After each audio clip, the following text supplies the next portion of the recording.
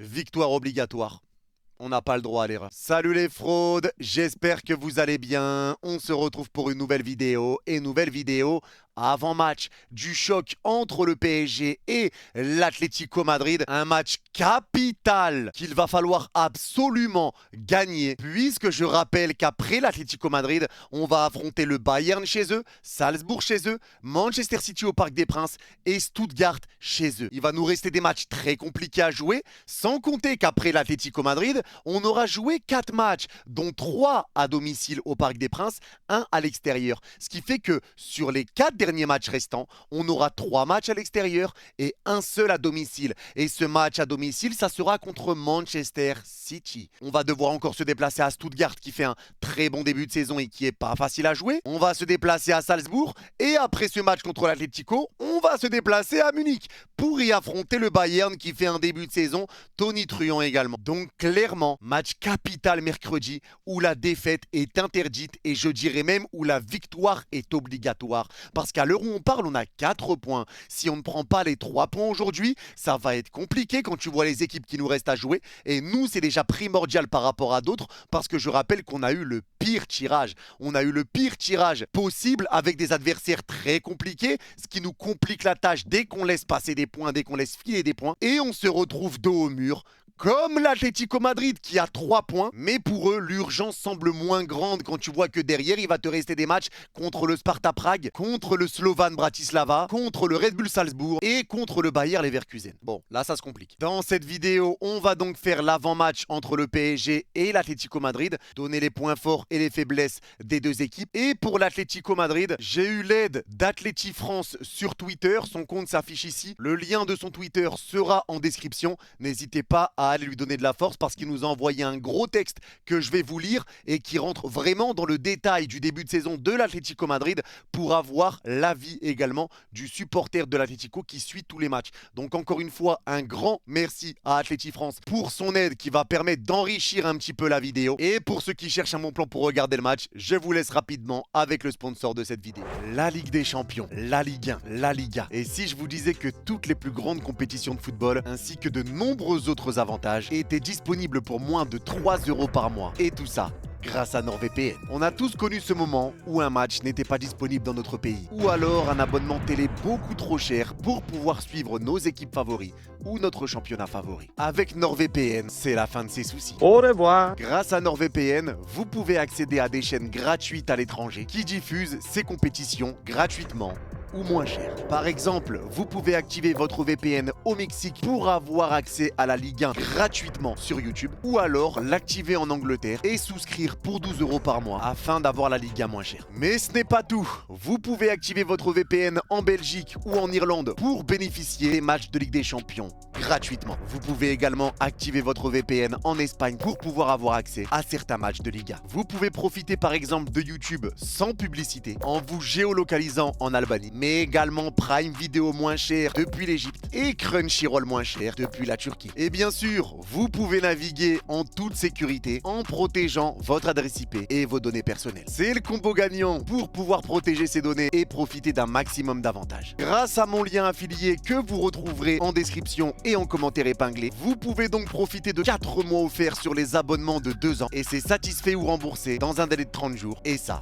c'est jackpot. Merci à NordVPN d'avoir sponsorisé cette vidéo et on se retrouve pour le vif du sujet. On est parti pour cet avant-match et on va commencer par parler de l'Atlético Madrid. Une équipe de l'Atlético Madrid qui a fait pas mal de recrutements, qui a vu pas mal de bons joueurs arriver et qui s'est quand même pas mal renforcé. Tu te renforces quand même avec Sorloth, le Normand, Julian Alvarez, Conor Gallagher, bref, des joueurs de qualité qui viennent augmenter un petit peu la qualité de cet effectif de l'Atlético Madrid. Des joueurs dont il faudra se méfier, bien que le début de saison de l'Atlético Madrid est un petit peu en dents de scie. Pour le moment, en Liga, l'Atlético, c'est 6 victoires, 5 nuls, une défaite. Ils sont 3e du championnat, mais déjà à 10 points de retard sur le FC Barcelone. La seule défaite en Liga, c'est au Betis. Donc c'est une équipe de l'Atlético qui perd assez peu en Liga, qui fait par contre beaucoup de matchs nuls. Et c'est une équipe de l'Atlético qui est capable de rouler sur ses adversaires sur certains matchs, comme sur certains matchs où ils font match nul, ou sur des matchs où ils perdent, où ils se font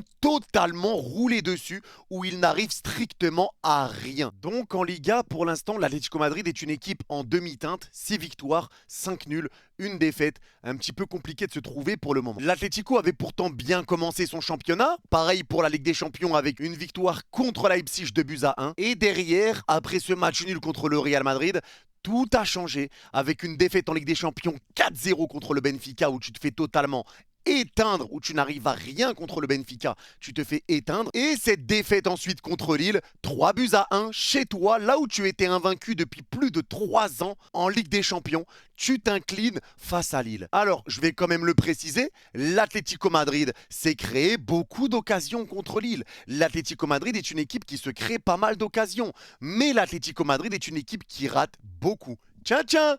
Ça me fait penser à quelqu'un. On l'a vu notamment contre Lille, et là je pense que tout le monde a au moins vu le résumé de ce match. Les face-à-face de Sorloth, etc. Il y a eu pas mal de situations qui ont été loupées pour l'Atlético Madrid, mais c'est une équipe de l'Atlético qui se projette vite vers l'avant, qui arrive à se créer des occasions, mais qui les rate beaucoup. Également. Encore une fois, on connaît le style de jeu de l'Atlético Madrid, solide défensivement, ne pas se découvrir, rugueux, dur sur l'homme, beaucoup de duels athlétiques, beaucoup de combats physiques, et c'est une équipe qui part très vite dans le dos, qui se relance rapidement et qui essaye de piquer, d'être bien en place défensivement et de piquer dans le dos. Et là aussi, c'est tout ce qu'on déteste. Et qu'est-ce qu'on déteste aussi au PSG? Les coups de pied arrêtés, le jeu de tête, très grosse qualité du côté de l'Atlético Madrid. Il faudra faire attention sur cet aspect du jeu. Parce que là, quand je vous dis ça, on voit tout ce que le PSG déteste. Affronter un bloc bas, on déteste ça.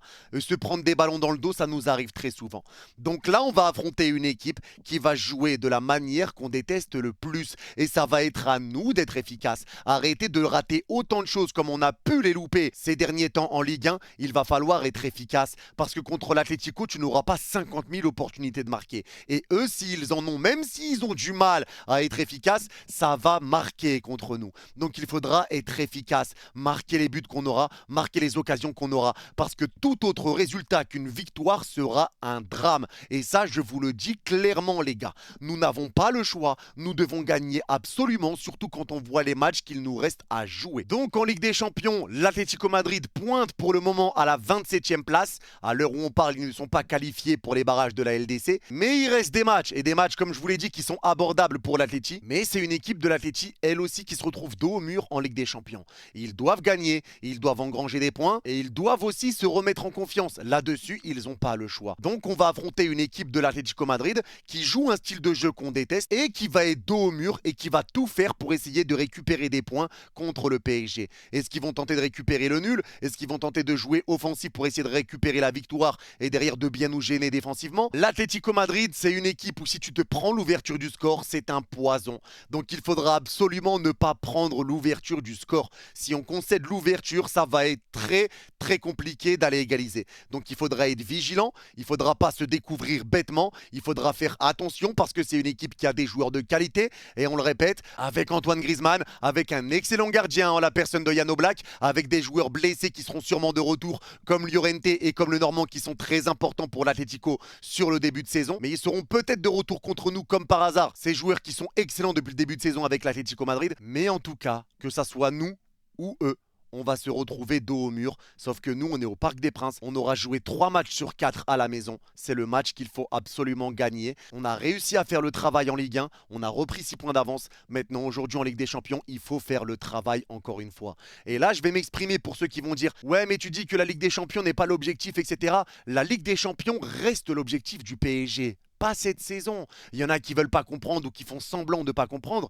La Ligue des Champions n'est pas l'objectif cette saison. Parce qu'il faut être réaliste, il y a des joueurs qu'on devait recruter qui ne sont pas venus parce que les clubs ont bloqué. Et parce qu'on sait que l'effectif n'est pas comme il sera dans quelques années, encore une fois, parce qu'on est encore sur cette période de reconstruction, que ça déplaise ou pas. On est toujours sur cette période de reconstruction où il faut du temps. C'est comme si on était sur un nouveau projet, donc il faut du temps pour le mettre en place. Ça, c'est totalement logique. On l'a vu avec City, 7 ans, Arsenal, 5 ans, et ils n'ont toujours pas gagné la LDC pour l'instant. Donc là, il faut laisser du temps, on le sait. L'objectif est de gagner la Ligue des Champions, mais à moyen, long terme. Ce n'est plus un objectif à court terme. Ce n'est pas l'objectif chaque année, Ligue des Champions tout de suite. C'est de la gagner dans le temps, de faire une équipe qui va s'améliorer petit à petit. Mais pour rentrer plus en détail et avoir des infos qui peuvent être importantes par rapport à l'Atlético Madrid, je vais vous lire du coup ce que m'a envoyé Atleti France sur Twitter. Encore une fois, un grand merci à lui. Et ça va permettre d'avoir un avis vraiment complet sur l'Atlético Madrid. Début de saison assez compliqué à vrai dire. On sent que c'est une saison de transition comme en 2019-2020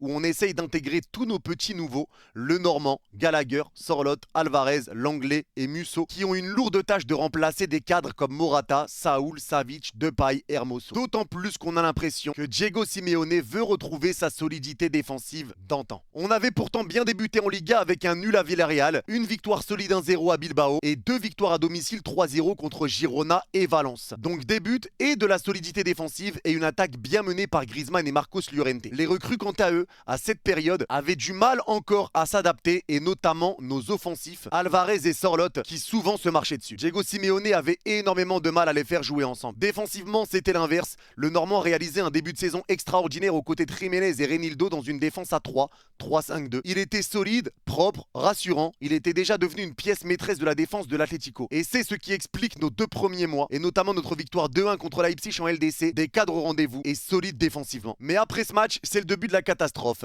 Notre milieu de terrain se cherche encore et notre animation offensive est horrible. Et cela s'explique notamment par les blessures de certains de nos joueurs, dont Marcos Llorente, qui était le meilleur joueur de l'Atleti en ce début de saison, et Pablo Barrios, 21 ans, qui est une pépite, un joyau, un artiste, qui est déjà essentiel dans notre entrejeu. Toutefois, on a vu l'éclosion de Gallagher, mais c'est pas suffisant. Offensivement, c'est le néant. Un partout contre le Rayo, 1-0 contre le Celta Vigo, 1-1 contre le Real Madrid. Et ce match contre Madrid est un peu un tournant pour ce début de saison. Déjà, il y a eu de grosses tensions entre l'équipe Simeone et le Frente Atlético, le groupe d'ultra de l'Atleti, qui ont été suspendus pour quelques matchs à cause de jets de projectiles sur Courtois et des incidents très certainement racistes contre Benfica. Et ne seront donc pas présents au parc mercredi. Puis ensuite, contre le Real Madrid, on a perdu sur blessure le Normand et Llorente, qui malgré tout a joué contre Benfica et est sorti à la 33e minute. Donc on perd une pièce essentielle de notre défense et l'un des leaders offensifs de l'Atleti. Puis on arrive dans la période catastrophique, 0-4 contre Benfica. Rien à dire, ils nous ont marché dessus, on n'a rien proposé, on s'est fait manger et malgré les 3-4 exploits d'Oblak, on a quand même pris 4 buts. Ça prouve l'importance de le Normand parce que Jiménez malgré tout réalisait quand même un bon match. Ce succès d'un match nul évitable contre la Real Sociedad car après un but très rapide, en première minute d'Alvarez, l'Atleti a complètement arrêté de jouer et encaisse à la fin du match. Et là on rentre sur quelque chose que j'ai remarqué, c'est vrai que l'Atleti c'est une équipe, comme je vous l'ai dit tout à l'heure, qui peut rouler sur son adversaire,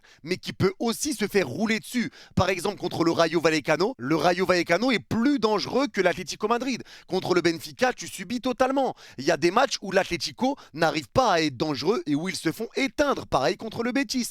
Donc il y a des matchs où l'Atlético passe totalement à côté. Maintenant, grâce à Atleti France, on sait que c'est aussi dû aux absences de Marcos Llorente et de Le Normand, mais ces 2 joueurs-là ont des chances d'être de retour contre nous, comme par hasard. Et puis se suit une victoire contre les Ganes, pas du tout rassurante, 3-1 qui était relégable, et puis 2 défaites d'affilée, une à domicile dans notre forteresse contre le LOSC et l'autre à l'extérieur contre le Betis. Et à une semaine du match contre Paris, on est sur 2 victoires d'affilée, une contre une D6 en Copa et une victoire très rassurante 2-0 contre Las Palmas. Donc on a une solidité défensive, certes, mais une animation défensive pourrie. Et parmi le peu d'occasions qu'on avait, Sorloth a beaucoup vendangé devant le but et a dû rater facile 10 face à face depuis le début de saison, dont 4 contre Lille. Mais il a marqué aujourd'hui contre Las Palmas, donc espérons pour nous que cela le mette en confiance. Et c'est vrai, c'est ce que je vous ai dit également tout à l'heure, Sorloth a raté beaucoup d'occasions, il a raté énormément de situations et notamment contre Lille, comme l'a dit Atleti France. Donc c'est une équipe qui se crée des occasions mais qui en rate beaucoup également l'Atlético. Donc ça va être aussi une question d'efficacité, on le sait. Dans le football, dans la Ligue des Champions, dans les grands matchs, c'est l'efficacité qui va primer. Et l'efficacité, pour l'instant, on a du mal à la faire parler côté PSG comme côté Atlético. Et en parlant de confiance, Julián Alvarez est lancé. Il est sur 5 goal assists sur ses 6 derniers matchs. Cette saison, il a notamment marqué contre Lille, la Real Sociedad, Valence, le Celta Vigo. On sent que c'est le joueur qui s'est le mieux adapté offensivement. On a toujours Griezmann qui se fait vieux, certes, mais toujours aussi précieux. Mais dans les grands matchs ou quand l'Atleti est en difficulté, peut être inoffensif comme contre Benfica, le Real ou le Betis. Oblak toujours monstrueux et également, mais qui se fait vieux, et Jiménez qui enfin est épargné des blessures. On a aussi nos petits points faibles, notamment Molina qui est inutile, défensivement faible, se projette énormément, mais à la dernière passe catastrophique, j'ai peur que Barcola s'amuse sur son côté. Le milieu est fragile, friable, De Paul irrégulier, Coquet vieillissant qui malgré tout se donne et reste le leader de cette équipe. Samuel Lino qui avait fait une excellente saison l'année dernière ne voit plus le jour. Et enfin notre plus gros point faible, c'est l'animation offensive. Donc là les gars, on rentre sur un point qui est important. Les deux joueurs qui jouent sur les côtés, que ça soit Lino ou Molina, ne sont pas rassurants pour l'Atleti. Donc finalement ça va peut-être donner une clé à ce match, à Bradley Barcola, à Ousmane Dembélé, pour venir justement travailler sur le côté, pour amener du danger dans la surface de réparation. Donc si vraiment les latéraux ne sont pas au mieux sur ce début de saison, ça peut être une vraie cartouche pour le PSG. Et également, si le milieu de terrain n'est pas au mieux, nous on est très à l'aise au milieu avec Neves, Vitinha. On va pouvoir mettre de la pression, on va pouvoir mettre de l'impact et on va pouvoir faire très mal à ce milieu de terrain de l'Atlético et ramener des occasions vague sur vague et continuer de presser, récupérer des ballons, ramener du danger, presser, récupérer, ramener du danger. Donc c'est ce qu'il va falloir faire. On a des atouts à faire valoir, on a des qualités à faire valoir. Ça va être un match qui ne sera pas simple contre une belle équipe de l'Atlético Madrid, bien que ça ne soit pas du tout le meilleur Atlético Madrid. On attend toujours les retours de Lenormand et Llorente qui ont des chances d'être là contre vous. C'est ce que je vous ai dit tout à l'heure. Et d'ailleurs, si je dis que la saison ressemble à 2019-2020, c'est parce qu'il y a beaucoup de départs et beaucoup de nouveaux. Et les résultats sont les mêmes que cette saison-là. Beaucoup de matchs nuls, animation offensive 0, mais défensivement solide. Donc merci à Atleti France d'avoir pris le temps de nous expliquer dans le détail réellement ce qui se passe du côté de l'Atlético depuis le début de saison. Donc on voit que cette équipe de l'Atleti a du mal à se trouver avec toutes les recrues qu'ils ont eues, qu'il y a eu des blessures qui leur ont fait du mal avec le Normand et avec Llorente. Mais encore une fois, ce qu'on voit, c'est une équipe qui perd malgré tout assez peu. Et c'est vrai que depuis l'absence de Molina et Llorente,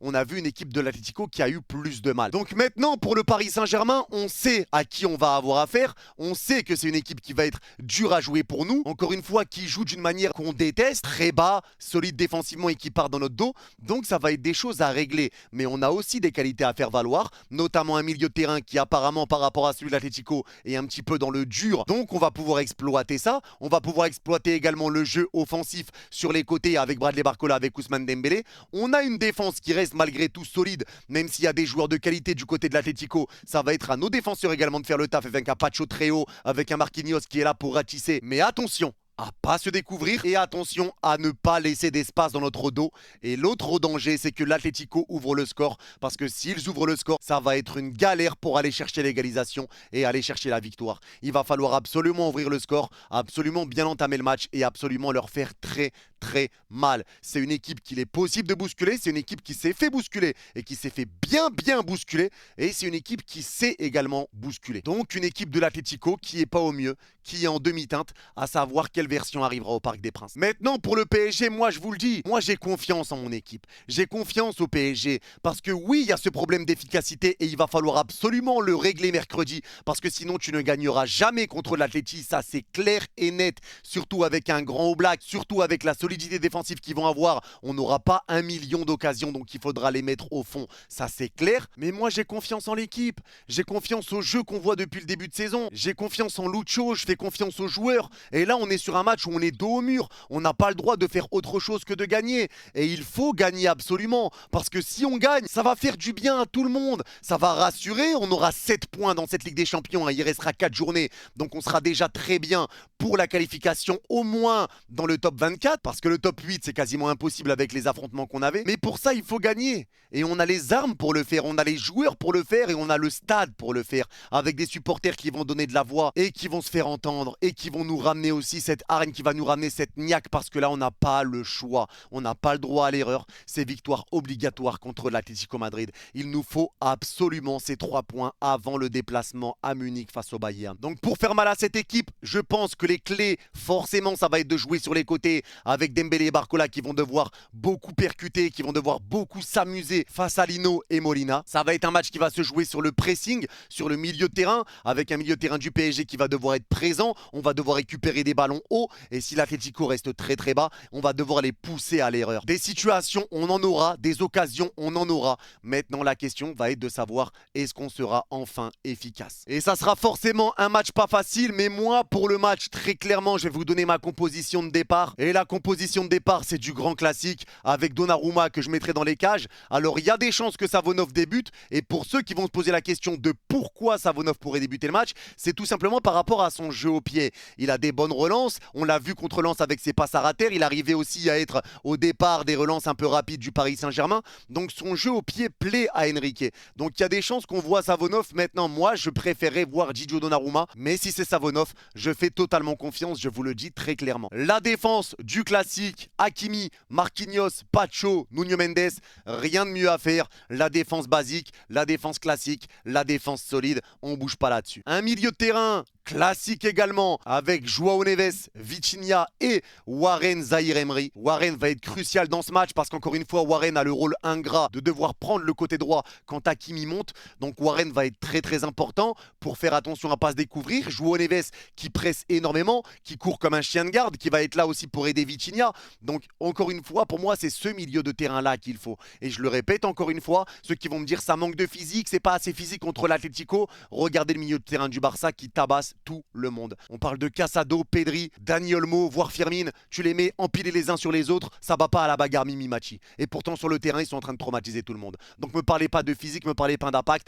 Surtout que c'est des joueurs qui en ont. C'est des joueurs qui ont du coffre. On le voit avec Neves, les récupérations, l'impact. Il vient mettre l'épaule pareil pour Warren. C'est des joueurs qui se battent. On a des battants au milieu de terrain. Même s'ils sont pas, c'est pas des armoires à glace. C'est des joueurs qui se battent et qui mettent de l'impact. L'impact, ils l'ont. Et ils ont du ballon, bien évidemment. Donc ce milieu de terrain-là, pour moi, c'est le mieux à faire. Et l'attaque du classique également. Dembélé à droite, Bradley Barcola côté gauche. Et devant, je mettrai le bon vieux Asensio. Et pourquoi Asensio? Parce que Asensio, comme je l'ai dit dans mon débrief contre Lens, c'est un joueur qui décroche intelligemment. Il joue vraiment comme un faux numéro 9. Il redécroche dans le rond central. Il oriente le jeu pour Barcola et Dembélé. Et derrière, il repart dans l'axe. Même s'il n'a pas été décisif contre Lens, il a fait quand même du bien dans son jeu. Lee Kang-il, lui, c'est un joueur que tu peux retrouver en train d'aider Hakimi latéral droit. Donc un numéro 9 qui se retrouve quasiment latéral droit. Derrière, devant, il est plus là. Donc c'est pour ça que je préfère voir Asensio parce qu'on aura besoin de présence dans la surface. Donc Asensio, pour moi, est la meilleure option pour débuter ce match à la pointe de l'attaque parisienne avec l'absence de Ramos, bien évidemment.